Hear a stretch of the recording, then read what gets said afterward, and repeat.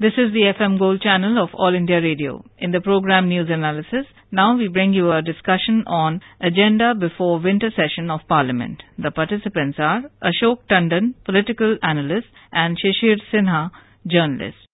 The government has listed 45 bills along with second supplementary demands for grant for the ongoing winter session of the Parliament. What is the importance of this session?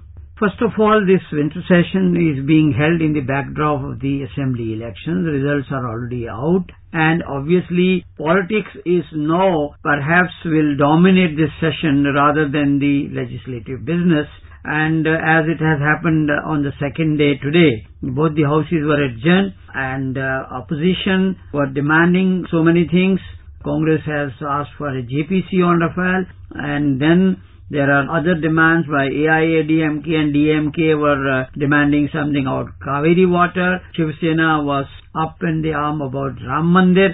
So all these issues will continue to dominate this winter session, in spite of the fact, as you said, that 45 bills are listed for the legislative business. But I have my doubts whether in the first week at least there will be any official business will be allowed to be transacted. And this has happened in the past as well, because opposition has been raising a large number of issues, rightly so also, that is their right. So in this session also we may witness disruptions.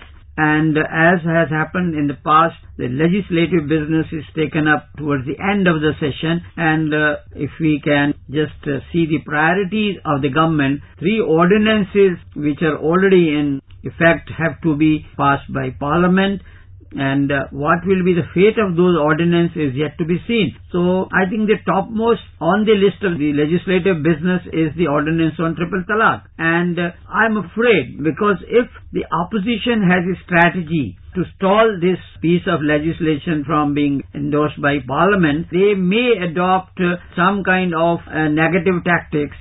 And if the House is not allowed to run and the ordinance gets lapsed, that could be one strategy. But it may be difficult for the opposition to continue to disrupt the House for the entire duration. So maybe when eventually the triple talaq legislation is taken up, the opposition may try to introduce certain amendments, because it's an ordinance. If it is not passed, it will lapse. So I think the foremost agenda for the government, of course, apart from other piece of legislation, is triple talaq. And it's a very sensitive issue. The opposition also would not like to be seen on the wrong side, because that may give a different signal. So it will be a very tactful handling of this legislation by the opposition. And the government, of course, will be determined to get it through. The developments on Monday and Tuesday. First, we have resignation by the RBI governor, and on Tuesday, results of 5 state assembly polls. Do you think that these 2 developments have given enough ammunition to the opposition to go for disruption rather than doing or engaging in legislative business? I think even the allegations of irregularities in the Rafale deal was a big ammunition for the opposition, particularly the Congress party. Because if you look at the election campaign, Congress President Rahul Gandhi was hammering on this issue, and now since they have taken a position that there should be a JPC on Rafale, so this obviously is already in their hand. And apart from the other factors, of course, economic issues do take priority, like, as you very rightly said, resignation of the RBI governor, even appointment of new RBI governor, who happens to be a bureaucrat, has already been raised by Mr. P. Chidambaram. So I think when the Parliament demands for grants, that is the only financial and business before Parliament. During the debate on that, all these issues will certainly crop up. But what we need to see in the very first week is whether the House is allowed to function smoothly. So that will have to be seen first. You mentioned about 3 ordinances to be converted into legislation. That is the statutory requirement we have to fulfill. One is the most important, is the triple talaq. Government has the option, if it doesn't get it passed during the current session, it can re-promulgate the ordinance after the winter session. What do you have to say about this possibility? I personally feel the government would like to get it passed in this session itself, because the next session, which will be a budget session but only for a vote on account, it will be difficult for the government to get it passed in the coming session. And any ordinance, if it lapses, it is certainly a loss of face for the government. As already we know, the government has accepted certain amendments of the opposition, and in view of that the ordinance was promulgated. There is hardly any aspect left which the government has not accommodated. So having accommodated all the concerns of the opposition, now whenever the bill is taken up, I think it will be difficult for the opposition to oppose it per se. The only way they have is to delaying tactics. But my feeling is that opposition also would like to have a debate on this issue and may suggest further amendments. So suppose further amendments are pressed, particularly when it goes to the upper house, because there the ruling party, NDA, they don't have majority. So further amendments will force the government to go back to the drawing board again. So maybe some kind of a strategy which will not portray the opposition as anti-triple talaq will be devised by the opposition. So let us see. But I don't think they will force this ordinance to lapse and the government to re-promulgate the ordinance. Well, there is a provision in the constitution, but yet to be seen. I think first tactic would be to delay it as far as possible. Second would be to have a meaningful debate, but take objection to certain other aspects like that. So I think the most and perhaps the topmost priority of the winter session among all the pieces of legislation is triple talaq. There is no doubt about it. Now, let us talk about some important bill. The two bills which are very significant from the masses point of view, from the general public point of view, and that is banning of unregulated deposit scheme, and the other one is the chit fund amendment bill. How do you see the importance of these two bills? Before we come to that, let's briefly talk about the two remaining ordinances, which obviously the Parliament has to pass. The one is the Indian Medical Council Amendment Ordinance, which will now be brought before the House as bill, and the second is the Company Amendment Ordinance. Particularly the Companies Amendment Bill would provide both the government as well as the opposition an opportunity to discuss the entire gamut of economic issues. And that will be good for the Parliament as well as for the country, because the country's economic situation will come for a review, and in that even the resignation of the governor can be taken up and the health of the economy can also be discussed. So I think the opposition would not like to stall these two ordinances, and therefore they may allow these ordinances to come up and pass also. Indian Medical Council also, there is hardly any politics involved, but certainly the Companies Ordinance Act would provide an opportunity to have a threadbare discussion on the economic issues. So having said that, when the two bills which you are referring to, well, if they at all come up, I'm not very sure whether they will come up, but that will also be an opportunity for both the government as well as the opposition to discuss the economic issues, because economy continues to dominate the narrative of the present situation in the country, and both the government as well as the opposition would like to have a very meaningful debate, because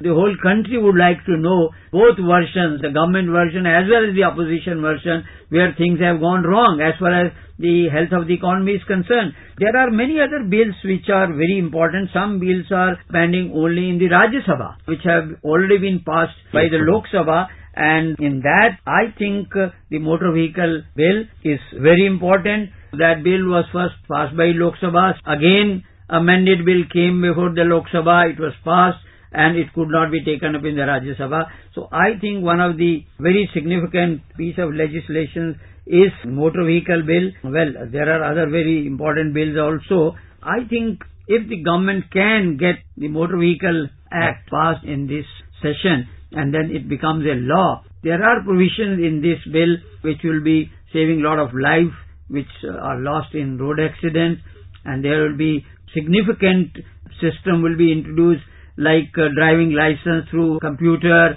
RTO's role will also come under changes. So this is another very important bill, I think, which will be coming up. So let's see what happens as the House progresses.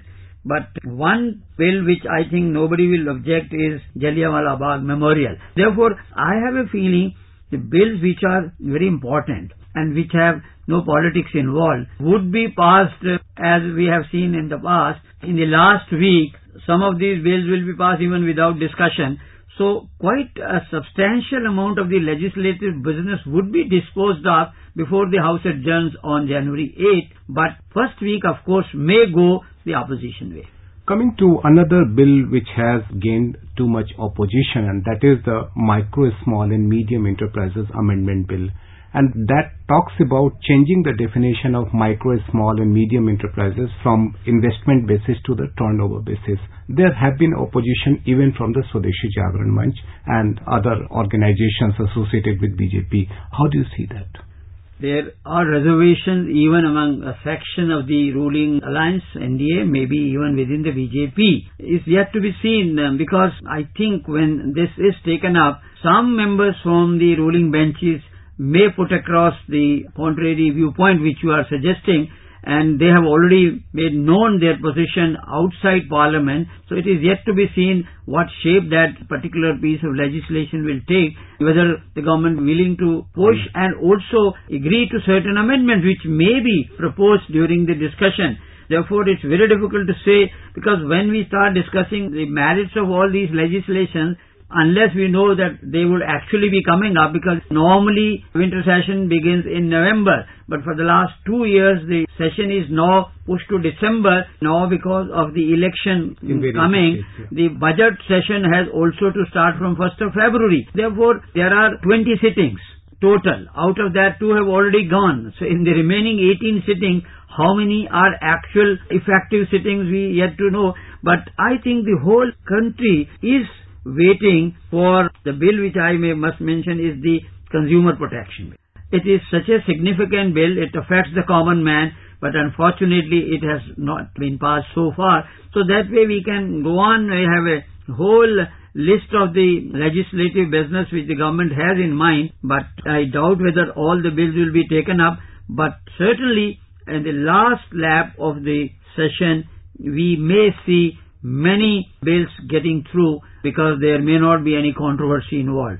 In that context, the Prime Minister has already made an appeal to all opposition parties, and at the all-party meeting on Monday, the Prime Minister again appealed to all opposition and said that it is the responsibility of all of us to contribute to the service of the nation and its people by ensuring smooth functioning of Parliament. The Speaker also has convened meeting of the all-party meeting, and there have been appeals that there should be a smooth functioning of Parliament. PM in fact went to the extent of saying that they are willing to have a meaningful debate on all issues of national importance. So how these appeals will be taken up, as we have already discussed, the general elections are coming and Parliament is a forum where the opposition parties can make their points. That's why today we saw DIMK versus Anna DMK, Shiv Sena, RJD, all raking up so many issues which are of political relevance. So therefore, this session, of course, has started on a stormy note, but we do hope that towards the end, at least 1 week may be given for a serious discussion on very significant legislation for which the country certainly needs approval of Parliament. This is the last full session before the general election 2019. Now, my final question to you, that there are 16 bills pending in Lok Sabha. If those bills are not get passed during this, there is a fear that they will lapse.